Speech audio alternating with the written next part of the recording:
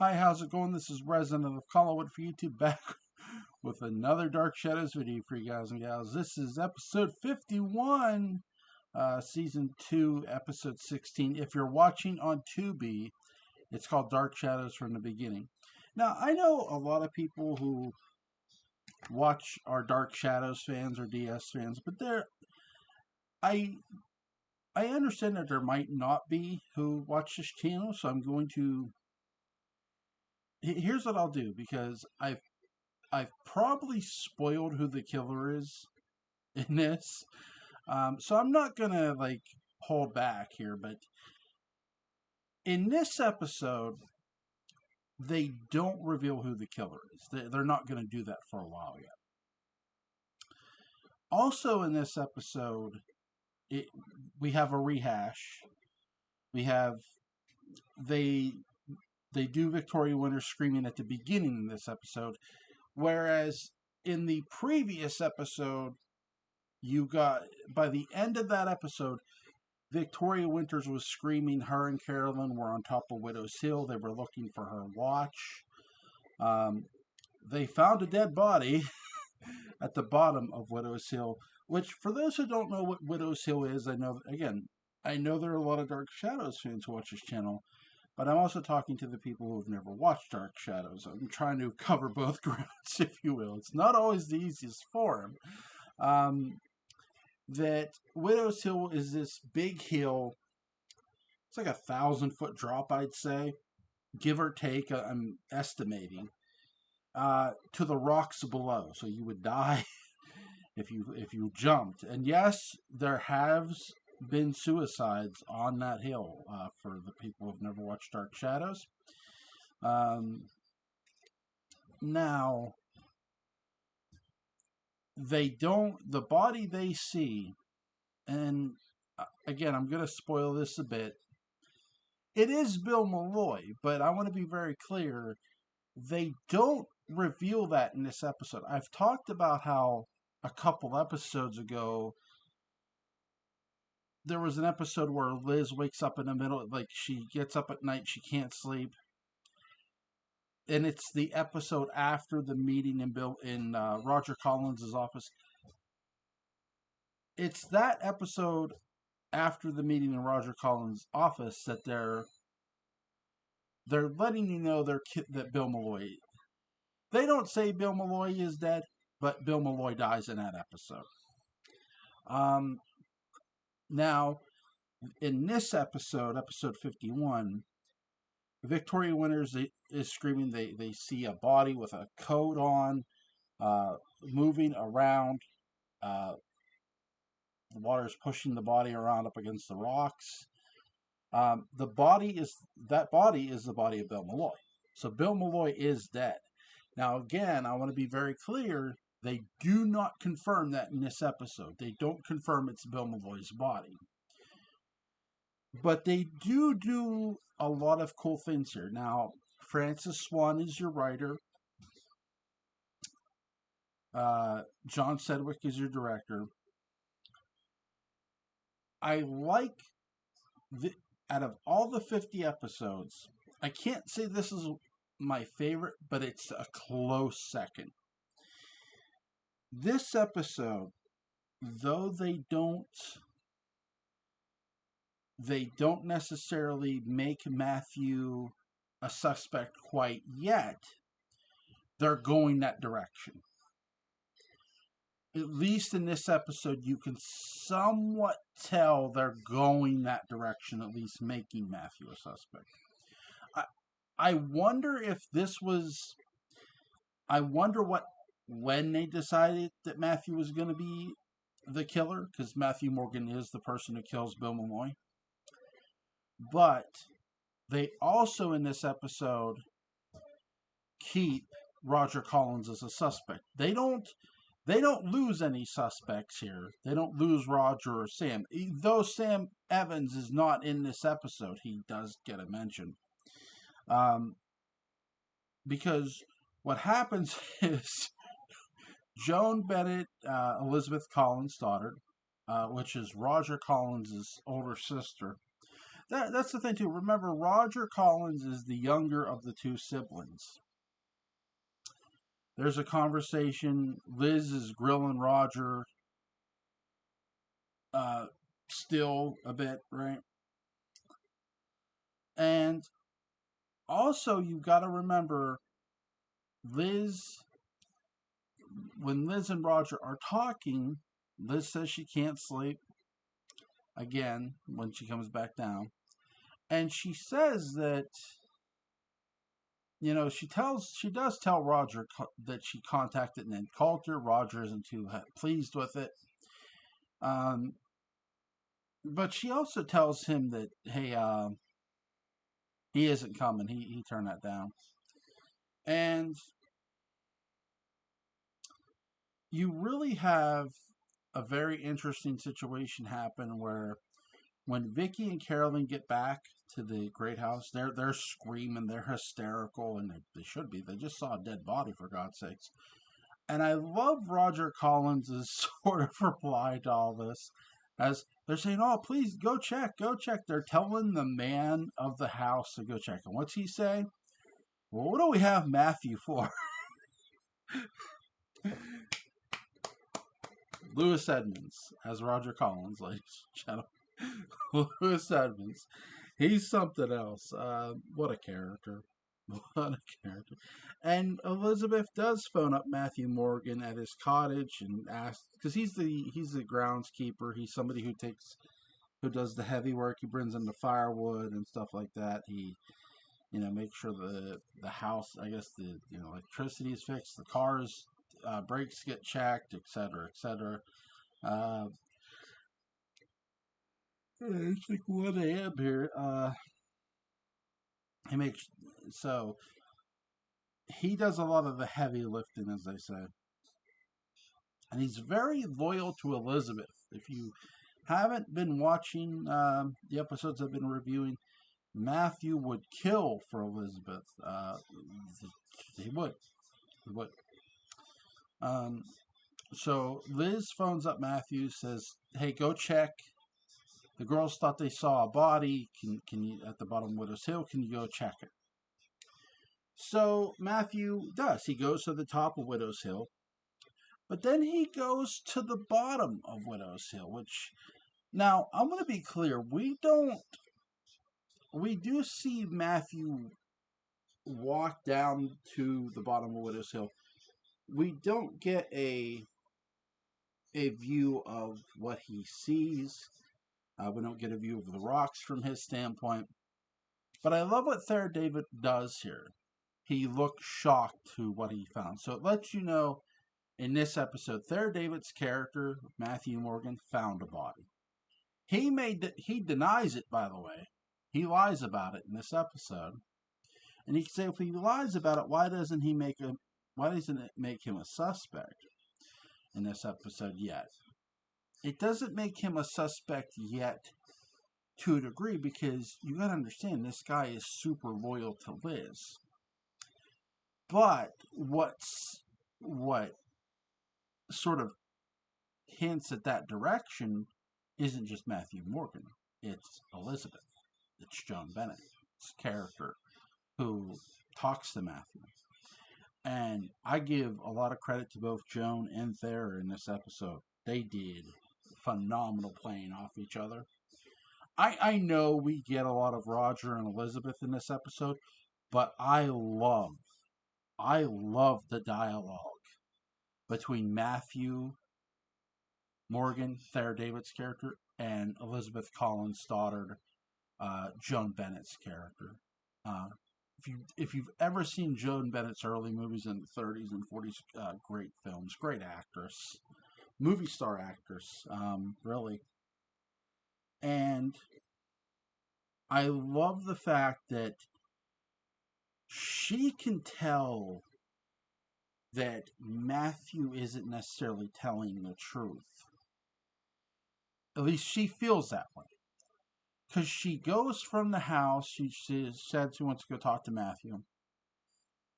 Because he come after he checks, and now what he does is he pushes Bill Malloy's body back out to sea.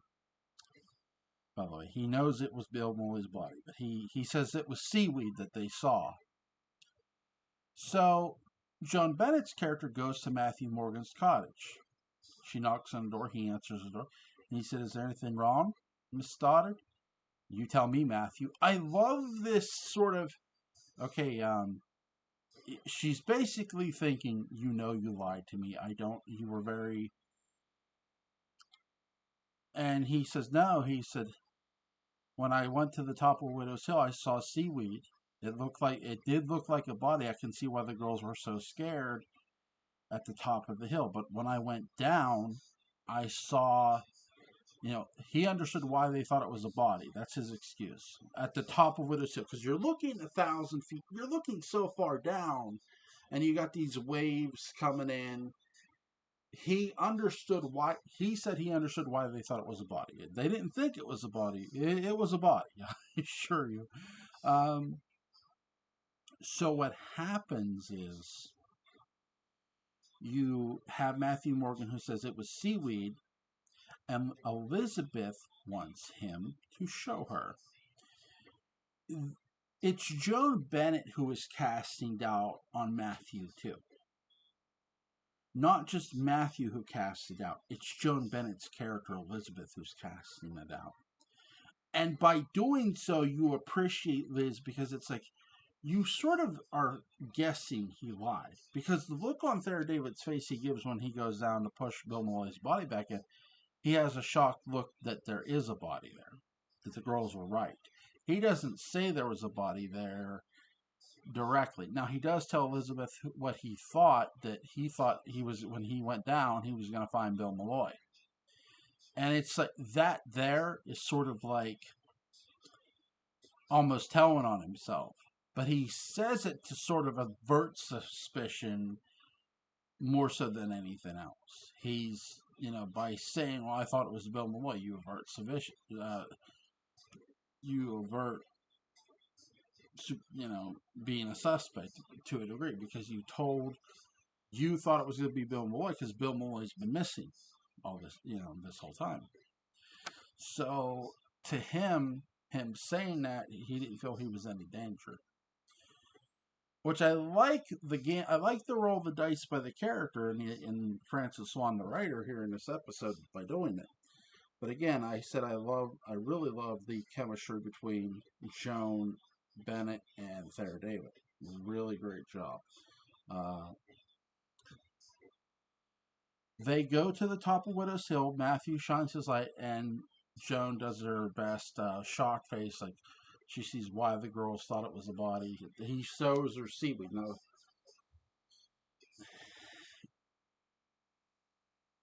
Matthew, again, in this episode, they do a really great job of not making Matthew a suspect, but this episode lets you know Matthew, they're going that direction of they're going to make Matthew a suspect.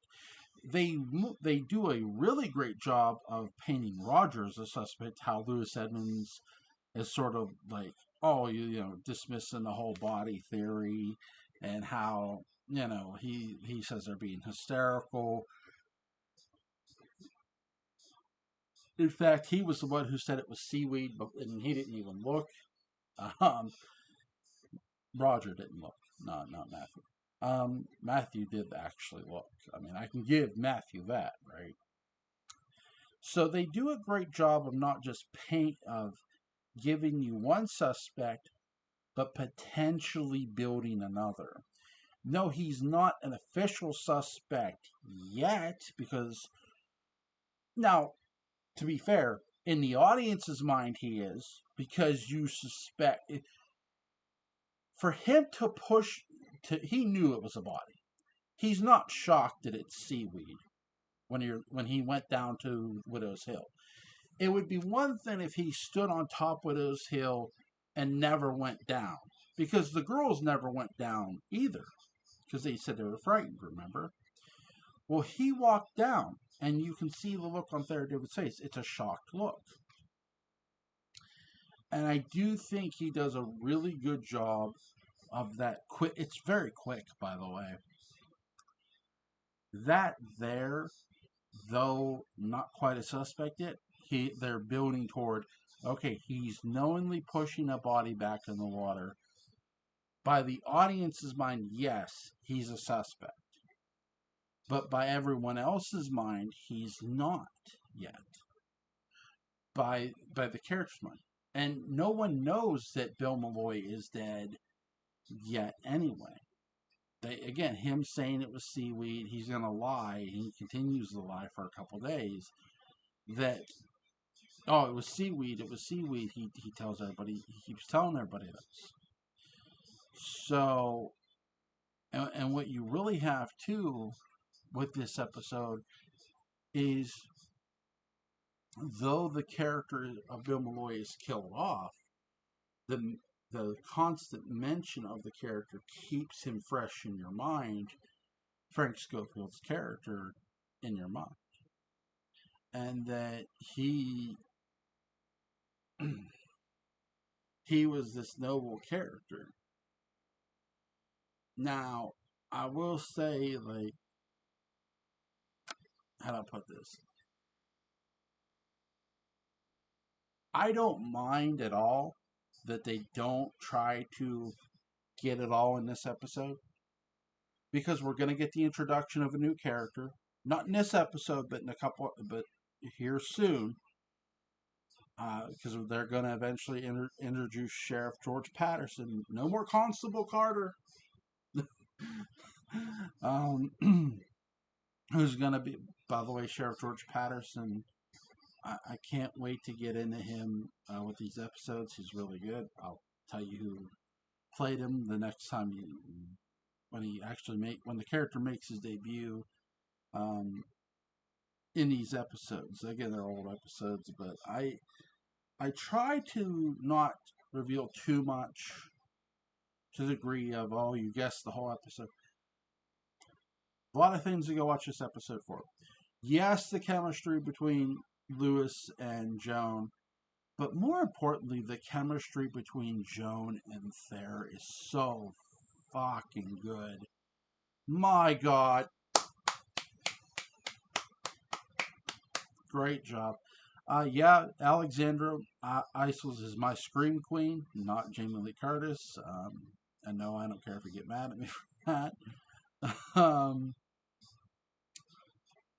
I really appreciate Francis Swan and the writers in general to pace this very nicely in this episode. This episode is very well paced. It moves just quick enough to move it along at a quick speed, but it doesn't move it so fast it's not telling you a story. They're telling you a really good story in this episode.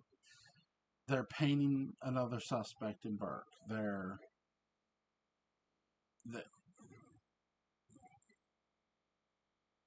They have so many things in this episode from a psychological standpoint, because you have Matthew Morgan, who's, not a suspect yet in anyone's mind, because, series wise, at the time, no one knew Bill Malloy was dead. Audience wise, we all know Bill Malloy is dead. And the writers are just, even though you know Bill Malloy is dead, even though you know who killed him, you really still can't list Matthew as a suspect here fully. It's until, again, at least from not an audience standpoint, again, I want to make it clear, but from a character standpoint, none of the characters know for certain Bill Malloy is dead, other than the killer, Matthew Morgan, but he's not going to tip the hand. And really, even when he admits to pushing the body back in, you can just say, well, he hints at this. He talks about this in this episode, how they can't say Colin would cause another death, another body. Colin would. He's afraid that another death will draw too much attention to Elizabeth, and she'll be hounded, and she doesn't want that. Yet he's the one who killed Bill Malloy.